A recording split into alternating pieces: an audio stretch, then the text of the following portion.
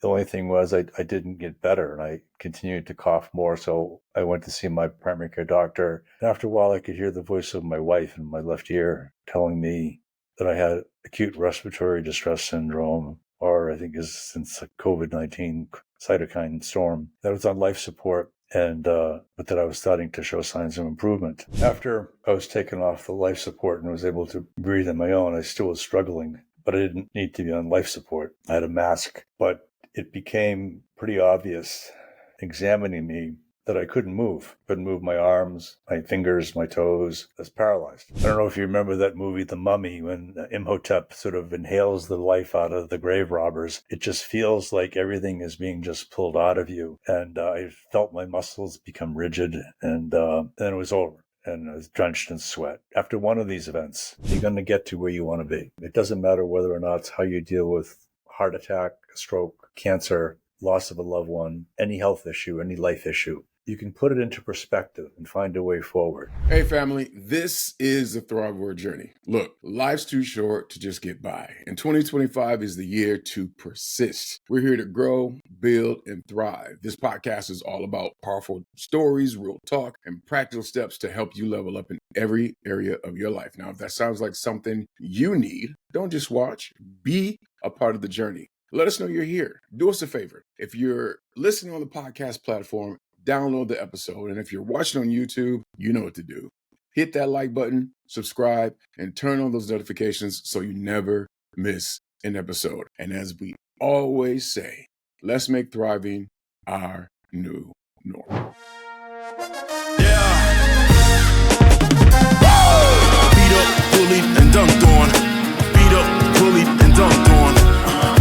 Bullied and dunked on. Yeah. Let's get it.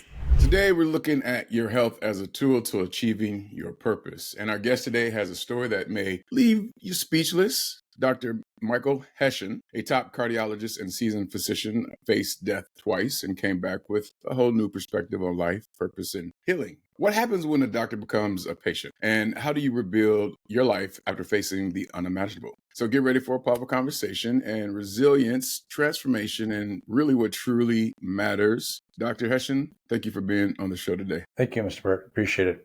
You're welcome. You know, when I first heard, we started looking at your story, I was like, this is very interesting. Like, I'm sure you have a lot to share. And so before we get to the meat of it, I really want to kind of set the stage. Like, before your near-death experience, how would you describe your outlook on life and medicine?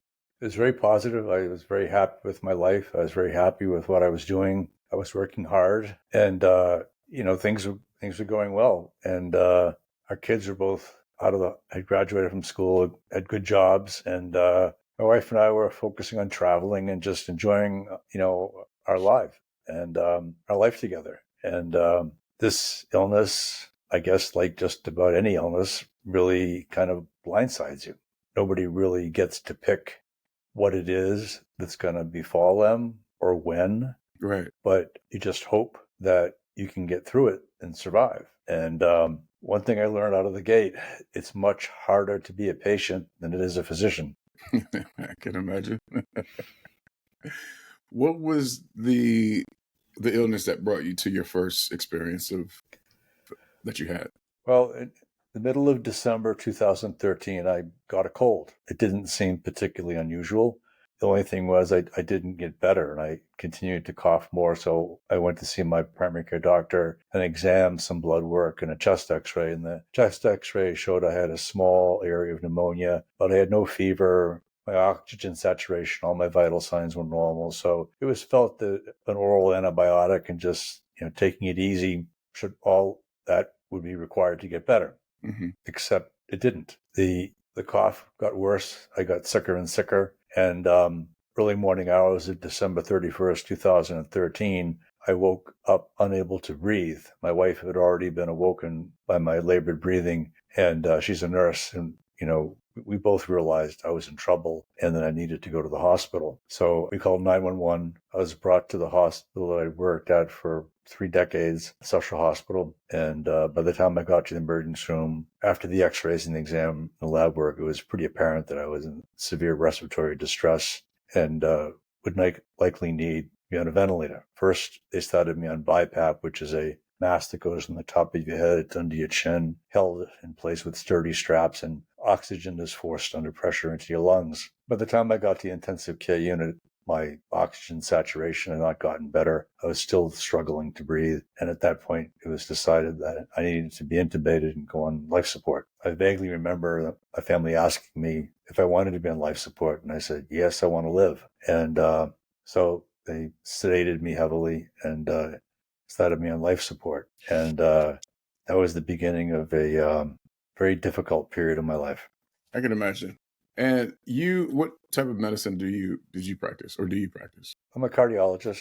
Cardiologist. Board certified in internal medicine and in cardiology.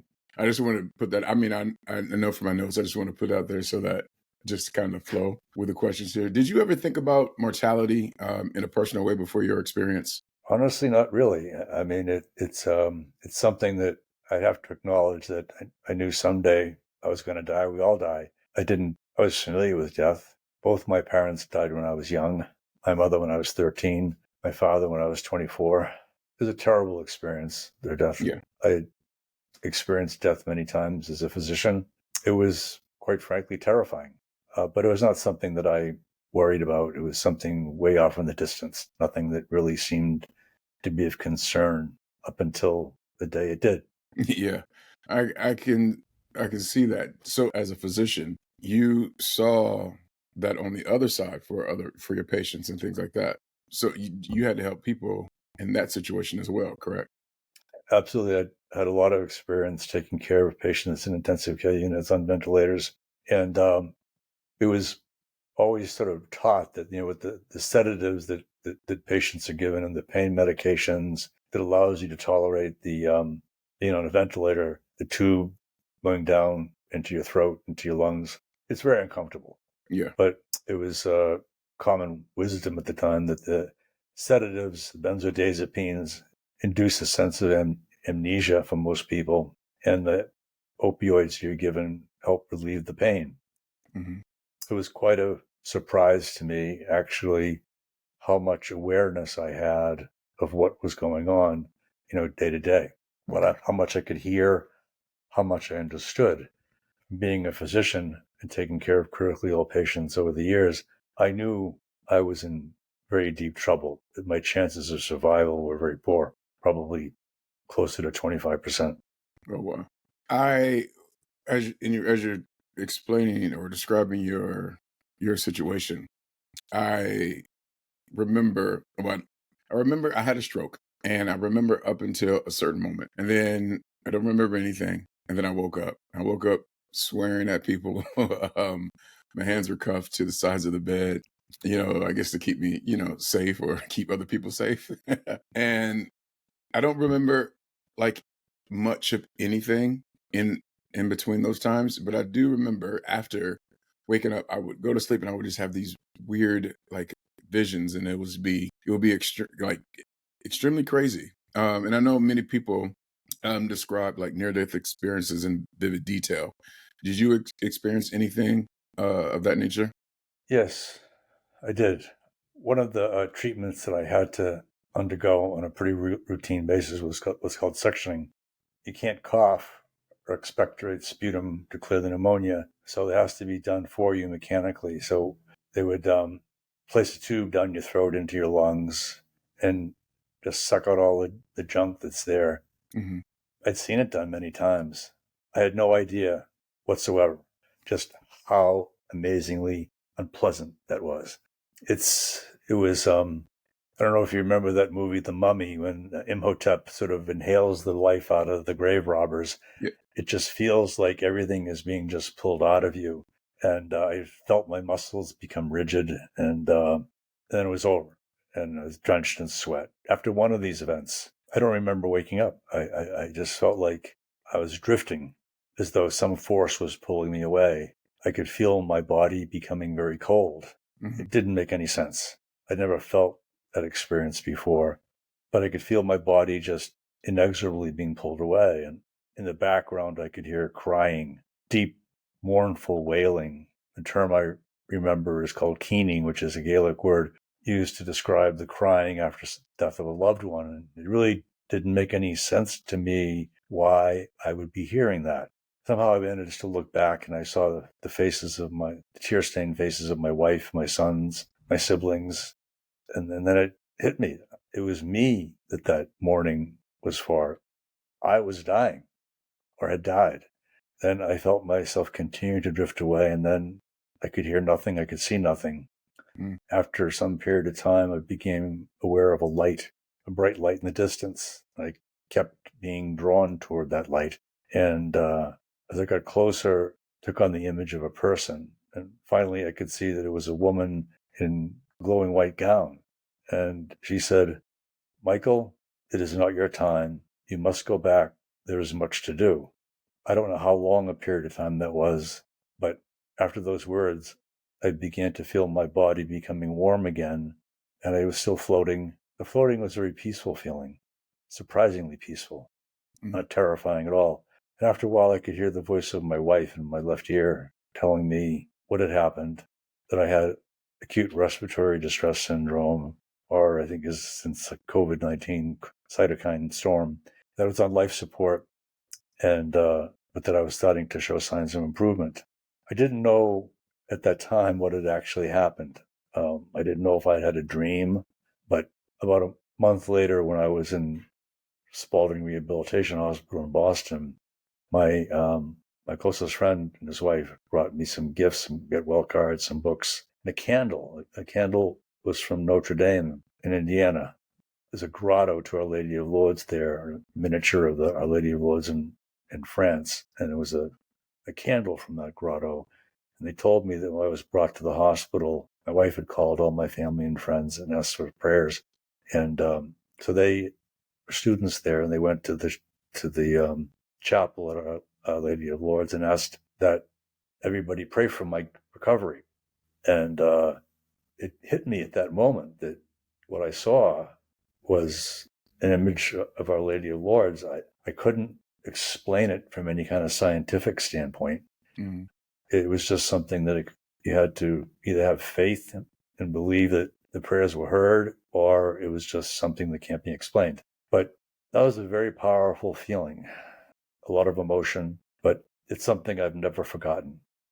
Yeah, I can attest to that on my side after the stroke. And, in the space of, the living and feeling like I'm not alive, there was that space that I really can't describe or get someone to understand.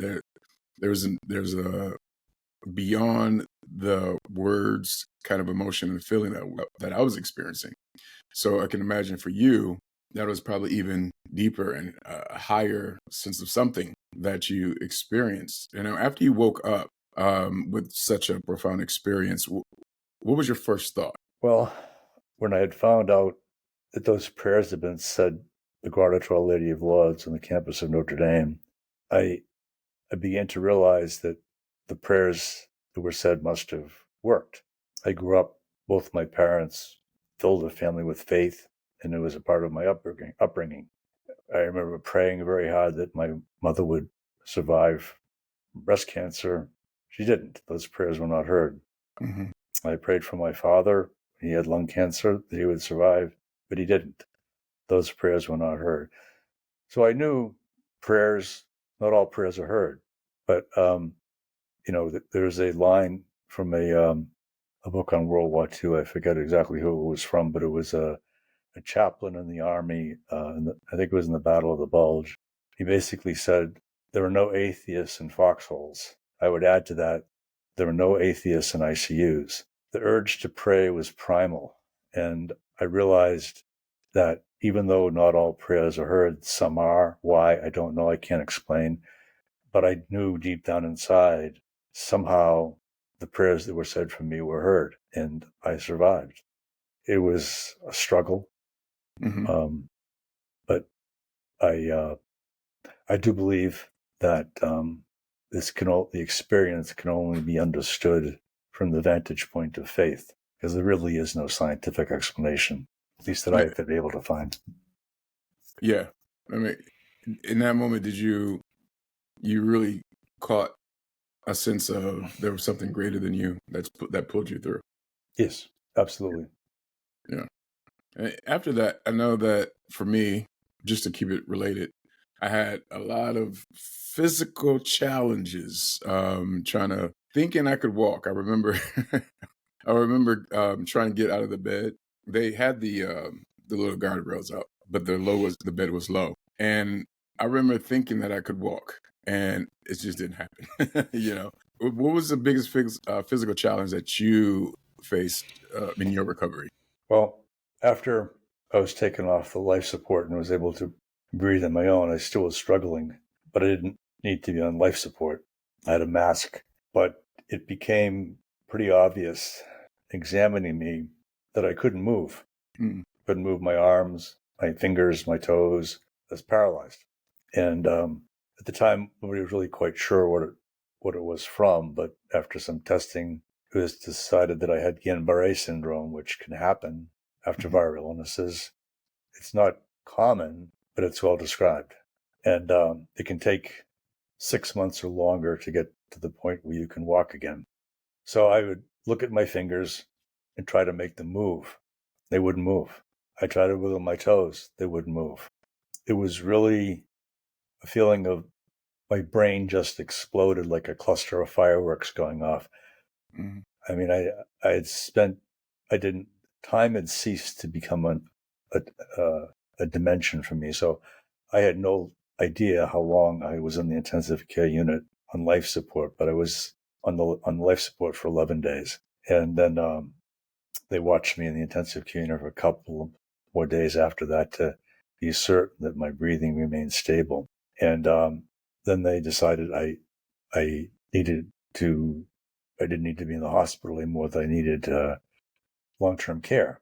And they initially thought I should go to a chronic care hospital, but my wife and I refused. We knew that my best chance for recovery was at a facility like Spalding Hospital, which does intensive physical therapy. I was otherwise in good health. And so it wasn't like I was 90 years old and demented and wasn't going to likely come back to an active and full life. Mm-hmm. And so we refused the chronic care facility and really said I wanted to go to Spalding. They accepted me. And I remember being taken there by ambulances, and it was the end of February. It was very cold. And I got up to the floor. The sign on the floor said spinal injury floor. And it hit me at that point that I was entering a whole new world that I had no idea what was to come. I'd taken care of patients on life support, ventilators, critical illness, but being paralyzed or Guillain-Barré syndrome was not something that I had any knowledge of or any experience with. So I was really out of my depth, and I was terrified. Actually, that was my next question. I know you deal with the physical aspects of your recovery, but what about emotionally? What was the hardest thing to process for you in this process of surviving and recovering?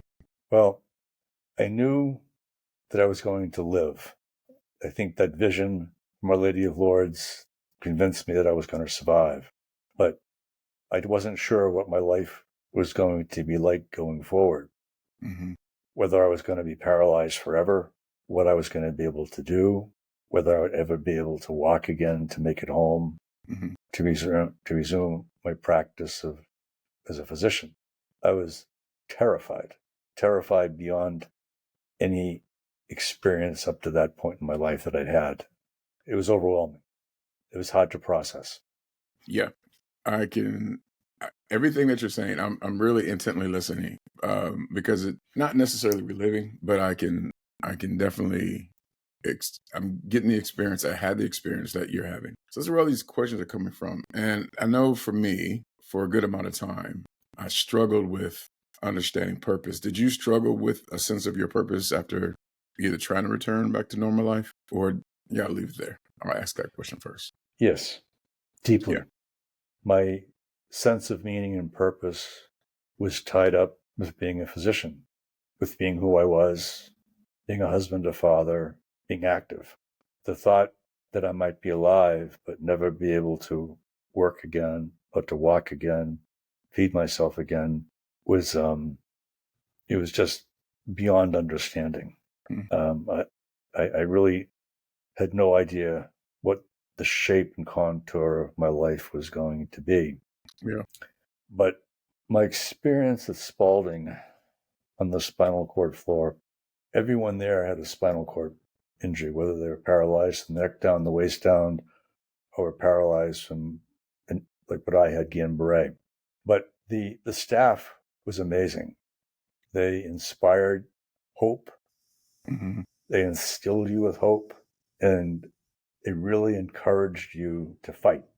Their motto, the Spalding Hospital motto, is find your strength. At the time, I mean, it's in a big plaque in every room. It's on all the literature. You couldn't miss it. And I was thinking to myself, what's my strength? Mm-hmm. I realized that my strength was inner strength. Mm-hmm. The belief that I would never quit, that I would find a way to somehow survive. It's the way my father brought me up. He was an immigrant. He came to the country from Ireland in 1929 at age 17 with a sixth grade education and $50 in his pocket that he had borrowed from his mother. And I asked him when I was young, why did you decide to come to the United States in the middle of this cataclysmic economic depression? He said, as bad as things were in the United States, they were far worse in Ireland. Oh, wow. Yeah. And he said, if I had a chance of surviving, it was in the United States. And the only thing that even though I had no education, I knew that I was strong and I would never quit. And he instilled that belief of never quitting, believing in yourself, fighting back no matter how hard it was. Even if you would knock down, get yourself up. If you didn't know the direction you were going in, walk a few steps, and then after a while, you would find a direction. And I remember those words, those conversations, and I just focused on that. I had no idea what was in store for me, but I knew I had that inner strength that my father instilled in me, and that I would never quit in trying to fight my way back. And I just focused on that. And somehow I knew I would find meaning and purpose again and happiness. I didn't know how, I didn't know when, but I knew that if I kept going and didn't quit, that I would find those things. Meaning, purpose, and happiness. And this is where you currently are in your life right now. Yes. Yeah. What advice do you have for someone facing a critical illness or near-death experience? Don't give up. Even though you may not know what life has in store for you, if you do not quit, if you get up every time you knock down, eventually you'll find a way forward. In the readings that I did when I was recovering, I came across a lot of quotes on how to find meaning and purpose and happiness again. And one of them was from Confucius. And, the glory in life is never falling, but every time you do, get up. Mm-hmm. And I found that to be very true. It mirrored the words my father taught me. And the staff at Spalding Hospital found ways to motivate their patients because they knew everybody was struggling with these existential questions of what their life was going to be like going forward, because it was not going to be what it was in the past. Mm-hmm. And over time, as I got stronger, I realized that I would be able to, in some way, find meaning and purpose again, that I would get home to my wife, to my family. Yeah. And that somehow, some way, sometime I would get back to seeing patients, which I ultimately did. What's up, Thrive Well Journey listeners and watchers? Look, if you're someone with big dreams of entrepreneurship but need a flexible way to earn income while building your business, let me tell you about the Orions Group. Through our partnership with Arise Virtual Solutions, you can become a customer support professional, aka CSP, and start earning from home on your own terms. Arise offers a streamlined certification process, getting you trained and ready to work with well-known brands all across America. You can set your own hours, choose the clients you want to work with, and create a work-life balance that fits your entrepreneurial goals. The best part, you don't have to choose between your side gig and your business dreams. Being a CSP with the Orions Group means you can bring in extra income while have the flexibility to focus on growing your own venture, much like I did. Whether you're looking to supplement your income or need a bridge while building your empire, this is the opportunity for you. You interested? If so, head over to www.theoriansgroup.com to learn more about becoming a CSP with the Orians Group. Look here. Support your entrepreneurial journey while supporting the Thrive Journey podcast at the same time. All right, one more time, www.theoriansgroup.com. All right, we're done with the spot. Let's get back to the podcast. I think never quitting is really the key. As bad as things are, as hopeless as things seem, never quit. I saw that on the faces of so many people who are paralyzed, the neck down, paralyzed in the waist down. You could see the people who were able to acknowledge the situation, accept it. They would find a way forward. Mm-hmm. And it became really what I defined my message to my patients: acknowledge, accept, adapt. If you can acknowledge whatever life issue you're facing, whether it's a heart attack, a stroke, diabetes, paralysis, you can't change it. Accept it. Getting angry doesn't help. Denying doesn't help. Then you can move on to adapting. And I found ways to adapt. My first victory was learning how to swallow again. I had to be taught how to swallow. My next big victory was being able to get up into a wheelchair. I had to be helped into it. They gave me an electric wheelchair. And I realized in that moment when I was able to move around with an electric wheelchair, how amazing that must be when you're paralyzed, to be given that gift of mobility. It never occurred to me how powerful that is. So I think that if you can acknowledge the situation that you're in, not get lost in looking to the past that can't be brought back, mm-hmm. or overcome by the horror of the situation you're in, you can find a way to move on, to adapt and find meaning, purpose, and happiness again. Yeah, as you were saying that, that's the thing I got behind me. It's not over when you lose. It's not over when you lose. It's over when you quit. So exactly. Definitely don't quit. What do you think most people forget that? What if you had 5 minutes to share a message? Would that be the message that you need to share with someone? I think everybody gets something. It's part of the human experience. Mm-hmm. I think that if you continue to mourn the past, whatever loss it is, you're going to get sucked down into a very dark place. Yeah. Because you can't change the past. If you're overcome by the horror of the current situation, you can't move forward. It's the people that can look to the future, that can find hope in the future. Those are the people that survive. I remember in one of the books I read was by Viktor Frankl, A Man's Search for Meaning. He talked about as an experience at Auschwitz that it was a unique trait that the people who survived were those that could look to the future, that found hope. The people that got stuck looking to the past or overwhelmed by their current experience, they gave up and died. Admiral Stockdale, in his book describing his time as a prisoner of war during the Vietnam War, experienced frequent torture and solitary confinement. And he and the men he was in charge of just talked to each other, helped one another with the emotions they were feeling. And when he was interviewed, when he got out of prison at the end of the Vietnam War, he was asked, how is it that you and the men you were in charge of did so well psychologically? He says, oh, that's easy to answer. The ones who didn't survive were the optimists. They became convinced they were going to be home by Christmas. They were going to be home by Thanksgiving. They were going to be home by the 4th of July. The dates would come and go, and then eventually they became despondent and gave up. It was the people that never lost sight of the fact that someday that they would prevail and never gave up hope looking to the future. Mm-hmm. Those are the ones that got through relatively intact compared to those who couldn't. And I found those stories to be very true. Is that why you wrote Physician Heal Thyself? Or why did you write it? It's a good question.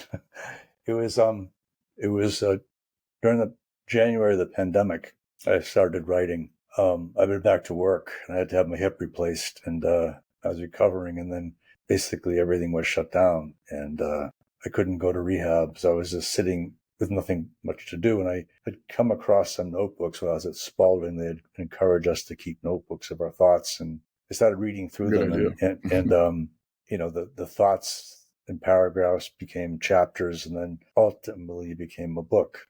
And I felt a need to share my story. It was pretty overwhelming to watch the nightly news and the stories of all the death and suffering, people in intensive care units on ventilators, a national shortage of ventilators, and how difficult it was for these people and their families. Mm-hmm. I felt like I needed to do something.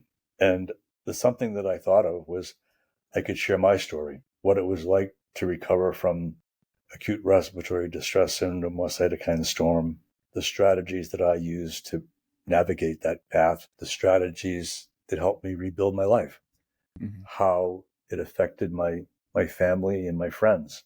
I thought that in normalizing it, sharing my story, that could help others. I talk about the post-traumatic stress that I experienced. That was kind of a shock. I had known PTSD as consequence of combat, of violence, but it really wasn't known at the time that PTSD can be a consequence of a critical medical illness. Yeah. I did a lot of research and found out that it was, but it wasn't very well known. So I talk about it in my book of how I was shocked and embarrassed actually to admit that happened to me. And I struggled with like, why should I be embarrassed? But I think there was always a certain stigma about, people who couldn't just suck it up and gut it out and get back to what they were doing. Right. And I understand that. I began to like read more and more about it and how to overcome it. And I read a lot of books on PTSD and also corollary of that called post-traumatic growth, how you can get through something that alters your life, fundamentally alters your life, and forces you to face a new reality that you're not going back to the life you had, but you're going onto something new. And that whole process of post-traumatic growth is how you survive and recover from the unimaginable. Mm-hmm. So it was really to kind of use my story to normalize the experience, to show other people, their family members, their loved ones, that this is something that is to be expected. And this is something, as a caregiver, you can help your patients with. As I said a few moments ago, if you can't acknowledge what you have, you really can't move forward. So part of the problem was there wasn't a lot known about PTSD and critical medical illness. So I spent a lot of time talking about that in the book. And then if you develop the symptoms, you need to speak to your physician about what can be done to help that. And really the best treatment is called cognitive behavioral therapy. It's really talking through the negative thoughts you have about the experience that are so overpowering, they crowd out every other thought. But it takes time, just like it takes time to learn how to play golf or play baseball or throw a football or play a musical instrument. You have to work at it. And, but it is a successful strategy and it helped me move forward. And in my book, I wanted to show people that these are normal things that you can expect to happen. And if they do, this is how you deal with it. And also, it affects your loved ones and your family and your friends. I think it also affected a lot of COVID-19 also, I think, affected a lot of healthcare workers. I mean, estimated to be 20% of the healthcare workers in this country, nurses, physicians, therapists, quit because they were just overwhelmed or burnt out by the horror of what they went through. Mm-hmm. And I think it's something the country is still reckoning with. Yeah, there's some aftermath, definitely. And would you say that your book was a sense of therapy and healing for you? Absolutely. It helped me, the writing of the book helped me process a lot of the emotions that I was feeling. And that's one of the treatments in cognitive behavioral therapy is to write down your emotions, what you're feeling, and it helps you to recover. And it was therapeutic. It was not an easy book to write, to share all the emotions and relive the experience, but it helped in many ways get me through what I was struggling with, but didn't know I was struggling with. Mm-hmm. It was impeding, even though I had gone back to work and had found meaning and purpose, I was struggling to find happiness. And I realized that one of the fundamental errors that people make in not being happy is they're constantly comparing their life to what it was in the past or to someone else's life. That will never work. You'll never be happy if you do that. You have to basically acknowledge the situation that you're in, accept it, not get angry about it, and then adapt. Figure out a way forward. The way forward may not be obvious, but it'll become clear. Yeah, and that's the mindset that you talk about, which is acknowledging, accepting, and adapting. Correct. If someone is in a dark place, feeling lost or hopeless, is that what they should do? Go ahead and acknowledge, accept, and adapt. It'll help. I think, they may be able to do it themselves. They may need to seek some guidance from, a therapist. But if they find themselves in a dark place, having suffered a critical medical illness or a critical loss, it's normal to feel lost. It's normal to feel disoriented and hopeless. But if you can acknowledge the situation and learn to accept it, not deny it, denial doesn't help, anger doesn't help, you can get to the final step, which is adapt. That's a good mindset. That's a good perspective. And I don't know, it's good. It's just good to maintain that. I like those. I like those steps. I'm sorry. I'm just thinking it's a lot of questions I have for you. How do you, and we'll wrap it up soon here. So how do you maintain the sense of perspective though, that experience can give you? Well, I think it's part of the process of survival and how you get through the unimaginable. As Viktor Frankl and Admiral Stockdale said, you have to have a belief that if you look to the future, it'll be better. And if you can truly believe that, somehow, some way, you will find the path forward. It may not be obvious at first, but Alexander Solzhenitsyn said the same thing when he was locked away in the Gulag. After so many years there, he realized that amid a lot of reading, none of these things that I'm talking about today were insights that I gained overnight. They were just, it was a process of rebuilding my life and rediscovering meaning and purpose and happiness. And the realization that happiness, you can find meaning and purpose, but that doesn't make you happy, was kind of a shock.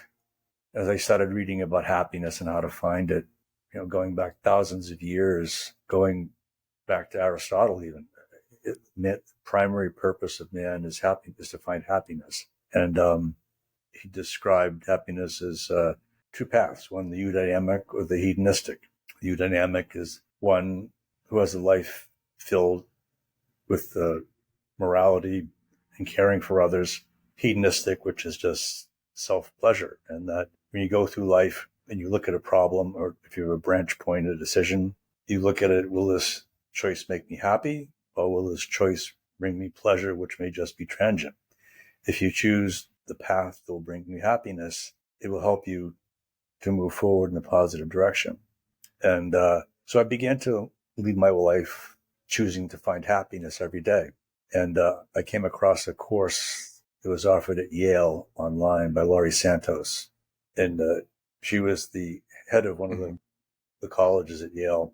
And she's a psychologist and was amazed at how much unhappiness she saw in her students, and decided to come up with a course that would help teach her students how to find happiness. And overnight, it became the most popular course ever offered at Yale. The first semester, the first year was offered. 1/4 of the entire undergraduate student body enrolled in the course.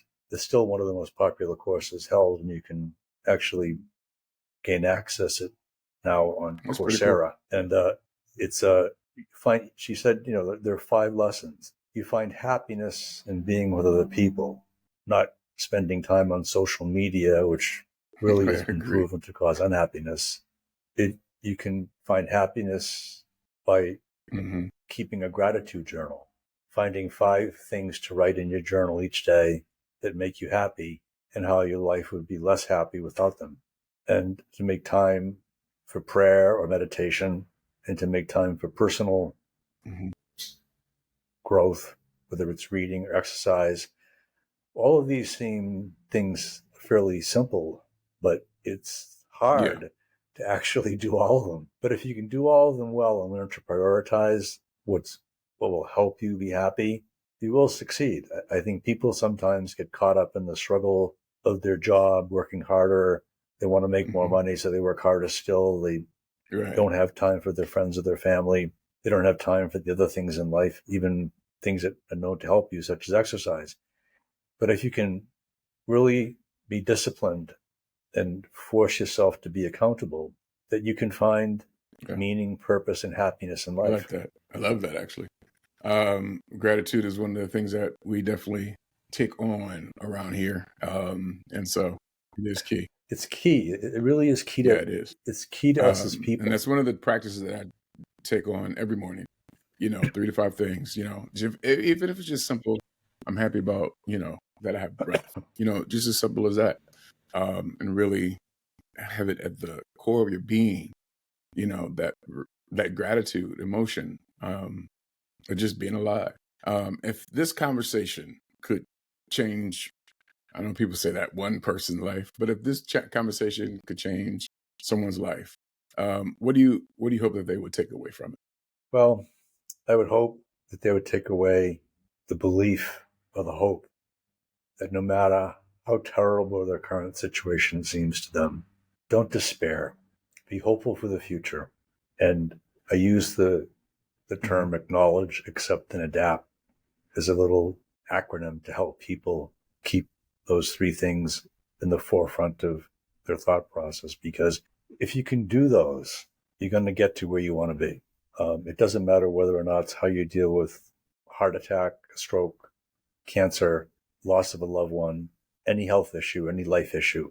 You can put it into perspective and find a way forward.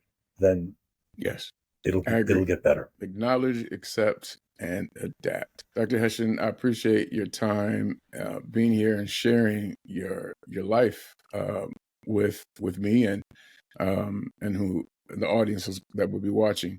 How does one get in touch with you or connect with you? So I have a website. It's www.acknowledgeacceptadapt, all lowercase, one word, .com.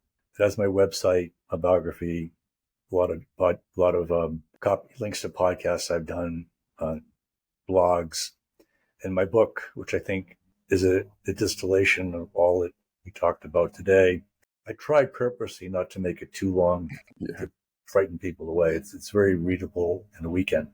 But I have a pretty extensive bibliography of people, if people are so inclined, they want to learn more about some of the concepts that I talked or some of the books that helped me, it's there for them. And I highly recommend starting with the book, Physician, Heal Thyself, Nearly Dead and the Journey Back to Health. It's available on Amazon and Barnes & Noble. It's a short read, but it's a powerful book, and it really puts together all we discussed today. And for anybody who wants to dig deeper, there's an extensive bibliography of things that will help you get more nuanced understanding of what I talked about. And the website has a lot of blogs and quick discussions of topics that I think people may find helpful. But perfect. That's how you can get hold of me. Of course, we'll have all that information in a description. And again, thank you, Doctor, for being here. Absolutely. Thank you very much for having me. As all you wonderful journeyers know, you can always connect with us on Facebook and Instagram. And we are getting our website up pretty soon, so stay tuned for that. And as we acknowledge, accept, and adapt. And as you're doing that, make sure you make thriving your new normal. See you next time. Bye-bye. Thank you. Bye-bye now.